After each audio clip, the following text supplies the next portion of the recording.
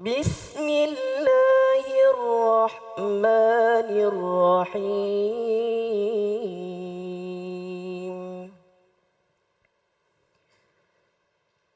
يا بني أقم الصلاة وأمر بالمعروف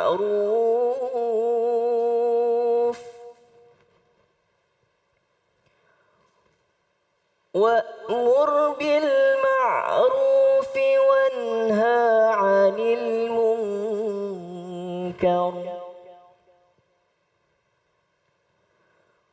وأمر بالمعروف وانهى عن المنكر واصبر على ما أصابك إن ذلك من عزم الأمور صدق الله العظيم.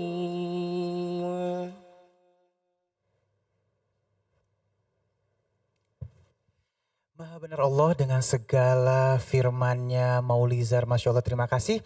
Dan kita akan masuk ke dalam tema kita yang kedua. Ya Allah, ini nikmat nih temanya ya. Jangan paksa orang terima nasihatmu.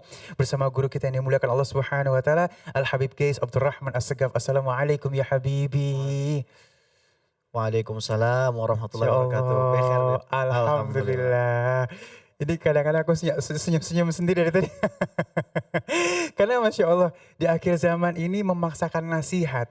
Yang boleh memaksakan nasihat setahu aku hanya orang tua sama guru gitu kadang-kadang. Ente dengerin gitu ya, boleh gitu ya. Nah sekarang yang ajaib, dia bukan guru, bukan ustadz, bukan orang tua, tapi memaksakan. Nah mohon ilmunya, Bib, mohon ilmunya, Bib. Bismillahirrahmanirrahim. Assalamualaikum warahmatullahi wabarakatuh. Waalaikumsalam warahmatullahi wabarakatuh.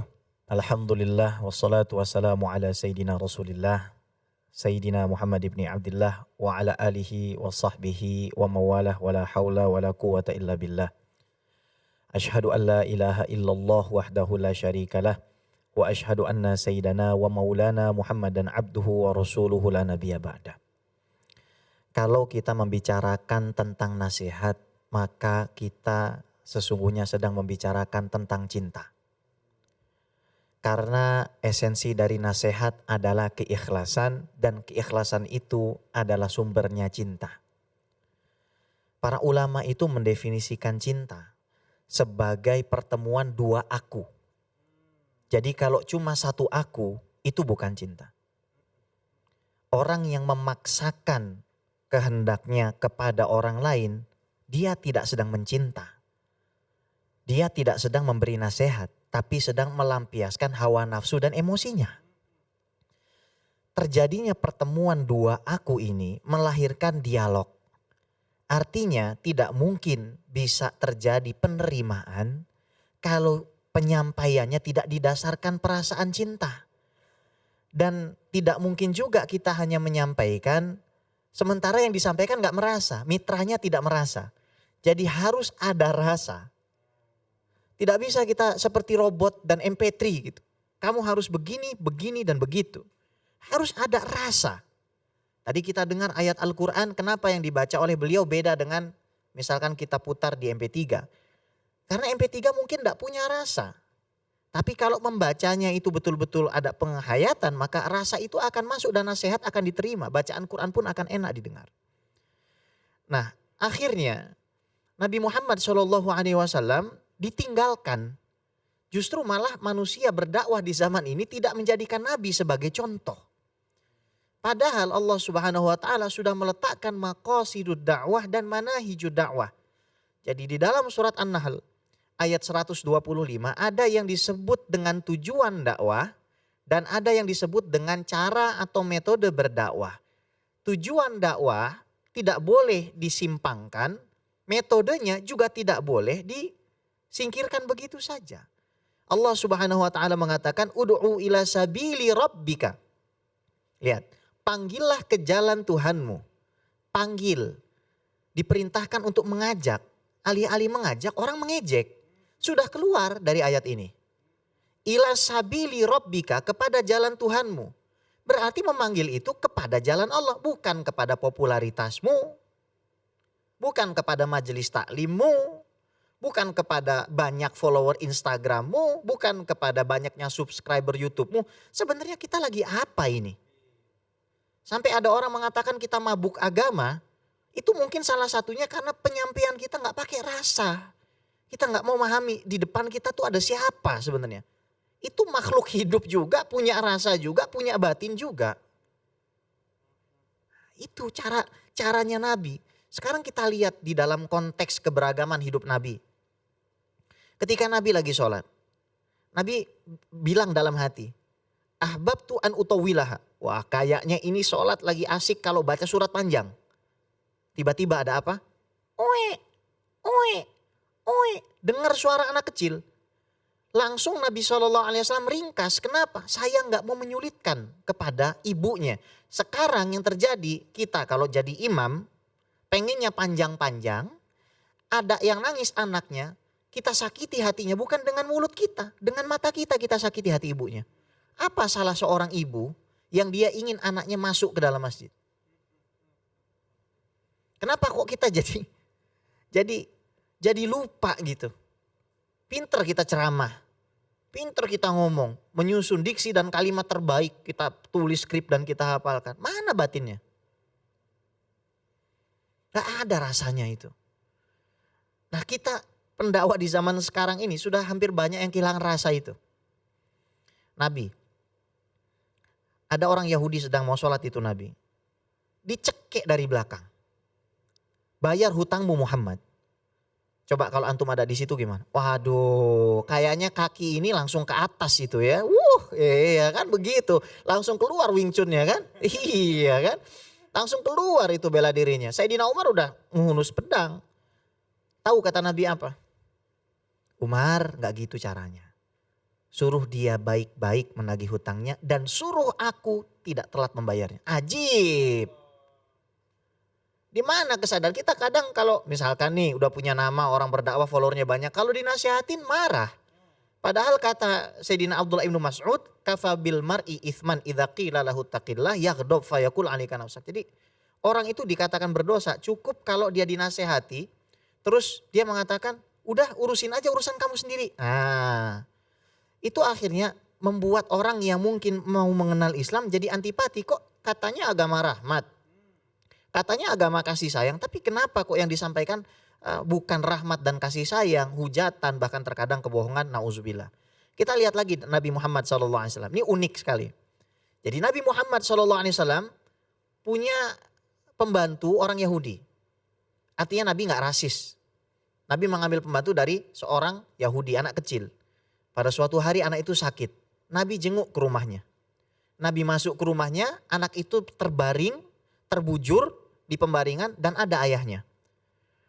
Nafasnya sudah terengah-engah. Antum tahu apa yang Nabi katakan? Maukah kamu masuk ke dalam agama Islam? Sang anak tidak menjawab tapi melihat kepada mata ayahnya. Antum semua tahu enggak apa kata ayahnya? Ati' Abul Qasim, taatlah kepada Muhammad dan masuklah kamu ke dalam Islam. Ini enggak masuk akal. Secara psikologis kita bisa lihat sesungguhnya akhlak yang disampaikan oleh Nabi SAW yang direpresentasikan oleh keluhuran budi beliau, tidak dengan ceramah beliau, tidak dengan, kalau bahasanya itu jangan keraskan suaramu, jangan naikkan volume suaramu tapi naikkan narasimu. Naikkan akhlakmu, bukan naikin intonasi suaranya. Akhlak yang dinaikin, enggak masuk akal. Ada anak agamanya Yahudi disuruh murtad sama Nabi dari agamanya di depan orang tuanya sendiri. Apa kata orang tuanya? Udah nak, murtad aja dari agama Yahudi, peluk agama Nabi Muhammad.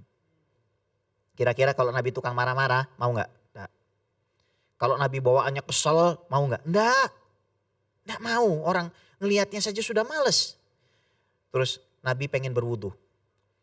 Nggak ada ember. Di samping rumahnya Nabi itu, nggak jauh dari rumah Nabi, ada perempuan musyrik. Artinya menyembah berhala. Datang ke rumah Nabi nganterin ember, Muhammad mau wudu ya. Kayaknya ini nggak masuk akal.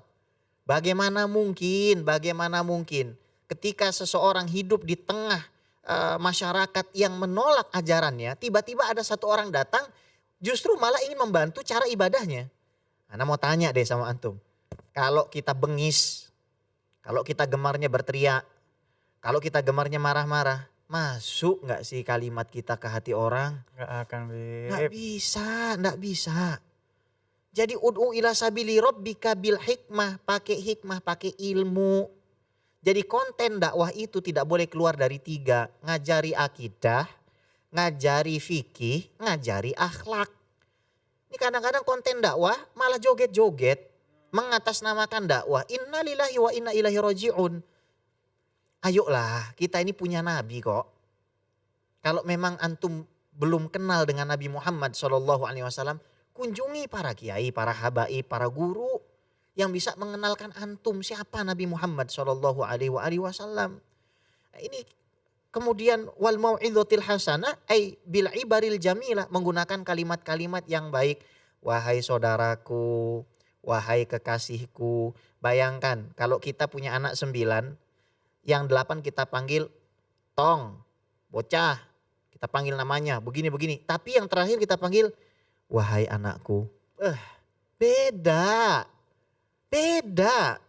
Apa susahnya? Oh ternyata susah, Bib. Kenapa? Karena mungkin batinnya tidak memahami itu. Karena mungkin perasaannya dia belum sampai kepada situ.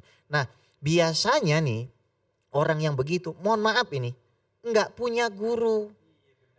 Atau dia berguru kepada orang yang sama keadaannya kayak dia, enggak punya guru juga. Yang model begitu biasa sanatnya enggak nyambung sampai Rasul. Nabi itu tidak menaikkan intonasi suara, Nabi naikinnya narasinya. Tenang Nabi itu, diejek, ya, khair insyaallah. Tenang, senyum aja. Iya. Ana ketemu dengan Sayyidil Walid Al-Habib, Ali bin Abdurrahman As-Segaf yang baru tufi, baru wafat kemarin. Ana bilang, Bib, nasihati kami Bib. Jarak umur hampir separuh abad. Antum tahu beliau katakan apa? Ya Sayyid, saya bukanlah siapapun melainkan seorang penuntut ilmu yang masih kecil. Ini luar biasa. Orang dengan keilmuan, dengan kesolehan seperti beliau ngomongnya seperti itu. Lah ini ada orang ilmunya gak sampai seperti beliau. Pengikutnya juga tidak sesetia kepada beliau. Tidak banyak manfaat yang disebarkan. Tapi kok lebih sombong dari beliau. Ini teguran bukan buat siapa-siapa melainkan buat kita sendiri.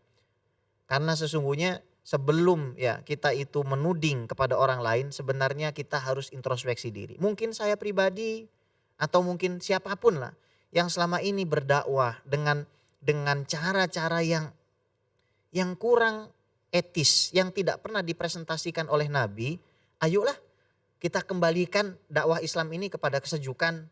Kita kembalikan bukan kepada diri kita, bukan supaya kita banyak follower, banyak subscriber, ada AdSense lagi. Ya, supaya fulusnya banyak. Ya, mafis fulus mamfus katanya. Enggak mafis fulus mamfus ya. Mafis iman mamfus. Ya. Jadi ayo bagi yang mungkin belum lembut hatinya, kita doakan semoga hatinya menjadi lembut. Silakan berdakwah, silakan berjuang di jalan Allah, tapi ingat panggil ke jalan Allah bukan kepada diri kita dengan hikmah dan kata-kata yang terbaik. Semoga bisa menjadi manfaat. Baik, Masya Allah, artinya kalau mau menyampaikan sesuatu harus diiringi dengan cinta. Dan cintanya juga harus dengan ilmu pastinya ya, Masya Allah. Dan sesaat lagi kita akan menjawab pertanyaan-pertanyaan yang sudah masuk lewat Instagram kita. Jangan kemana-mana, tetap bersama kami di Cahaya Hati Indonesia.